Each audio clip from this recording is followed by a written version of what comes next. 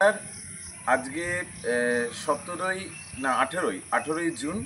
এই মুহূর্তে আমি মুস্তাফিজদের রাজবাড়ির সামনে রয়েছি, যেটা প্রায় 500 বছরের বেশি পুরনো।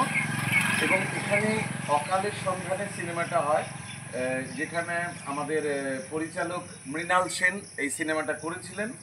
এবং এটা 1880 সালে 7ই সেপ্টেম্বর এই সিনেমাটা হয়েছিল। দেখুন, আপনাদের রাজবাড়িটা আমরা দেখাচ্ছি। আমরা ধীরে ধীরে আপনাকে রাজবাড়ি দেখাচ্ছি। এই রাজবাড়িটা প্রায় 500 বছরের বেশি পুরনো এবং খুব রিসেন্টলি এখানে একটা সিনেমাও হয়ে গেছে। ওকে, তো এই যে রাজবাড়ি, এটা অত্যন্ত পুরনো। আমি আপনাদের বলবো, এই মুহূর্তে আমার বন্ধু ক্যামেরাটা ঘুরিয়ে ধীরে ধীরে আরেকটা মন্দিরের দিকে দেখাচ্ছে, যেটা বাংলার একটা ইতিহাসকে আস্তে আস্তে আমরা জেনে যাব যে কোথায় একটা দক্ষিণেশ্বরের ইতিহাস, এখানে তার বীজ বপন করা হয়েছিল। অসম্ভব সুন্দর একটা জায়গা।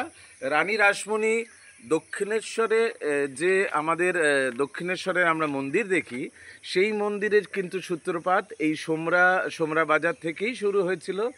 রানী রাসমণি দক্ষিণেশ্বরের মন্দির করার আগে এখানে এসেছিলেন দর্শন করতে, মাকেই দর্শন করেন। মাকে দর্শন করার পর তার ভালো লাগে এবং এই স্টাইলটা বারবার দেখুন, এই সেই স্টাইল যে স্টাইলটাকে উনি কপি পেস্ট করেছিলেন। কিন্তু এটা আমরা বহু মানুষ সেটা জানি না। আজকে আমার সেই অটো ভাই, বাবু তোমার কি নাম? সুরজিৎ বারিক। সুরজিৎ বারিকের অটোতে করে আমরা সকালবেলা, এই মুহূর্তে প্রায় 7:30 বাজে, আজকে 18 তারিখ, 18ই জুন 2025।